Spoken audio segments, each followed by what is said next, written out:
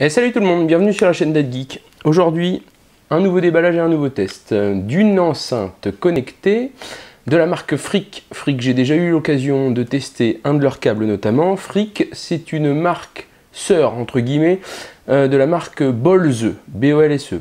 À ne pas confondre avec la marque Bose, hein, bien sûr. Donc voilà, petite enceinte, hein, vous voyez la boîte n'est pas très grosse, on fait rapidement le tour du propriétaire. Donc on a quelques infos d'afficher. Notamment que c'est une enceinte de 12 watts, donc normalement qui devrait cracher quand même assez bien avec un bon son et des bonnes basses. Derrière, on a, vous voyez, si vous devez voir, tac tac, hop, Bolse, hein, donc même boutique. Voilà, donc elle est Bluetooth NFC.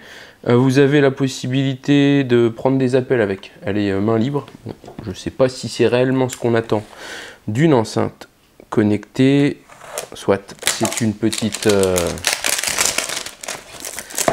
option en plus, dirons-nous. Donc voilà, hop. Alors on va regarder ensemble ce que ça donne. Bon, je pense que maintenant vous êtes habitués au déballage, notamment au déballage avec des produits en carton. Donc voilà, la bête. Tac.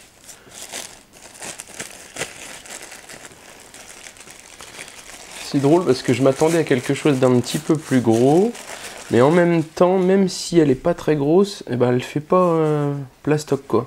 Elle est assez lourde. Je vous donnerai le poids, je pourrais faire un comparatif par rapport aux autres que j'ai pu tester. Donc on retrouve au-dessus un bouton, donc déjà le nom de la marque, le bouton main libre pour prendre un appel, un bouton, donc c'est des boutons physiques, hein. Un bouton piste précédente, un bouton play pause, piste suivante, et puis les boutons de volume plus fort, pardon, moins fort, hein, comme d'habitude. Rien d'exceptionnel. Le dessous, donc on est sur un produit en tout plastique qui a la même, comment dire, la même apparence partout, vous voyez, sauf sur la face. Là sur le côté, et puis la face avant, je trouve que je pense que vous verrez sur la vidéo, c'est assez cool, la forme ondulée comme ça donne un effet plutôt sympathique. Voilà, à l'arrière on a donc un bouton on-off, une entrée in, donc pour y brancher un câble 3.5 jack, et puis la recharge en micro USB, voilà. C'est du quasiment standard, je dirais, par rapport aux enceintes du marché. Donc voilà pour la petite enceinte pour le moment. On va voir un petit peu ce qu'on a dans la boîte, parce que voir ce que nous a mis Frick. Donc on a un petit câble, donc j'avais dit un 3.5, c'est du 2.5, pardon. Un câble jack 2.5 pour pouvoir, vous savez, souvent c'est marqué auxiliaire, donc c'est la même chose, hein, c'est pour pouvoir brancher une source musicale autre qu'un smartphone par exemple. Hein, si votre smartphone ou votre téléphone vous le branchez directement en sans fil en Bluetooth, ou alors vous pouvez le brancher en filaire. Un petit câble USB, micro USB pour la recharge de votre enceinte. Et puis c'est tout au niveau du paquet. Comme vous voyez, on a juste un petit manuel d'instruction, manuel qui est sans doute, oui, il est multilangue, hein, donc vous avez un peu tout qui va être récapitulé dedans. En général, c'est pas bien compliqué pour pouvoir appairer une enceinte Bluetooth. Moi, je vais le temps d'allumer mon iPad et puis on va voir ça ensemble pour l'appairage et puis le test des petits morceaux musicaux. On se retrouve tout de suite. Alors, j'ai appairé la bête, mais bon, je l'ai éteinte. Je voulais vous faire écouter un petit peu le son. Donc quand on l'appaire, alors je ne sais pas si ça va le refaire, on va voir ça. Quand je l'ai appairé, ça a fait appairing, donc un vieux truc en anglais.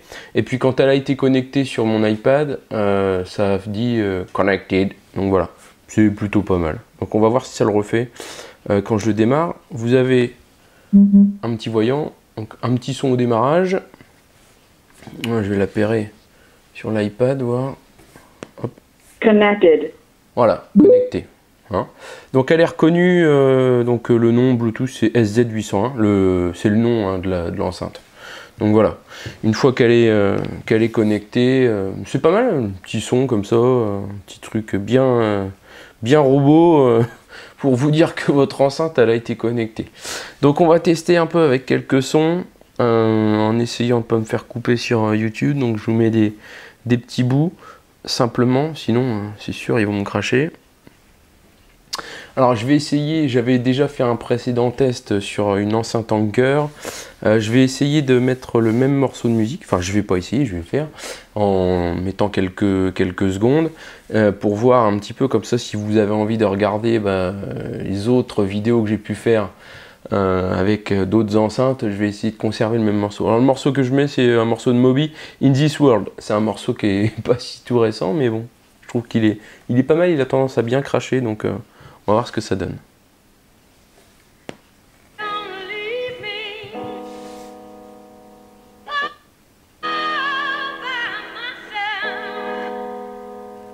Alors je le remets au début. Je suis au moitié du son sur l'iPad.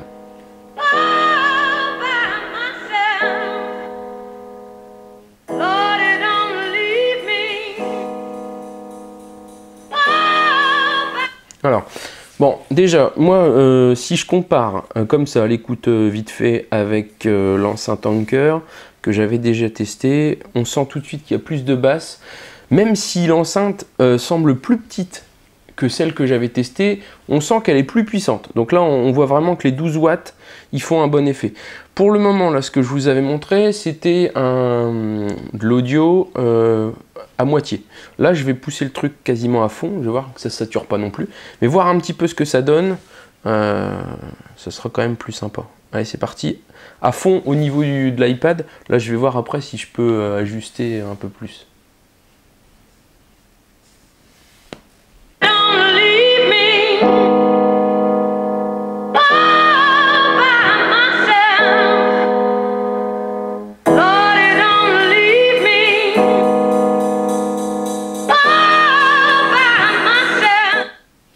Alors j'espère que vous avez bien pu entendre les différences au niveau du son par rapport notamment à l'autre enceinte que j'ai pu tester. De toute façon j'en testerai d'autres. Là j'en ai une autre bientôt là, qui va arriver.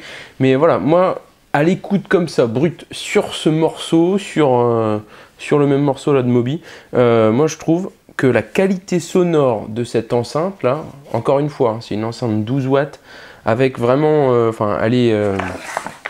elle est caractérisée par normalement un bon son par rapport à une petite enceinte que je vous avais fait tester précédemment.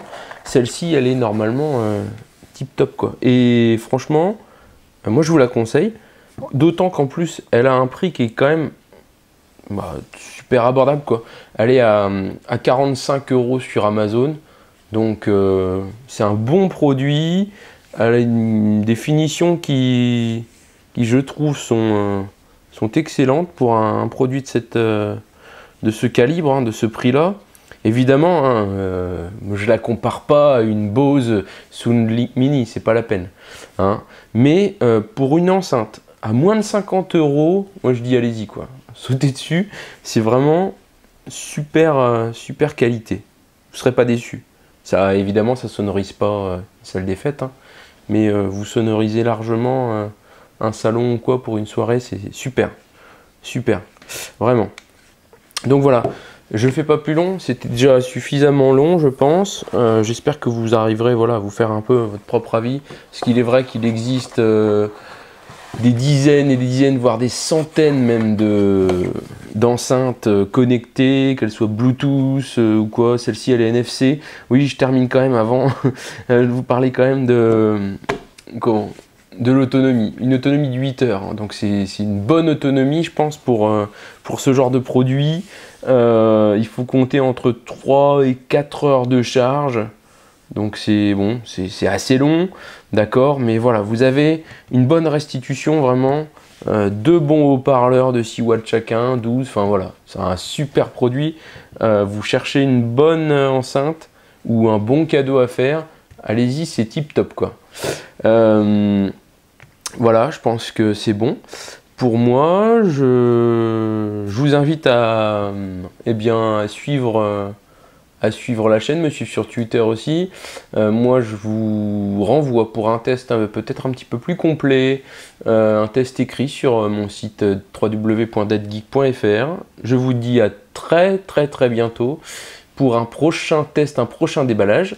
Et voilà, à bientôt. Merci.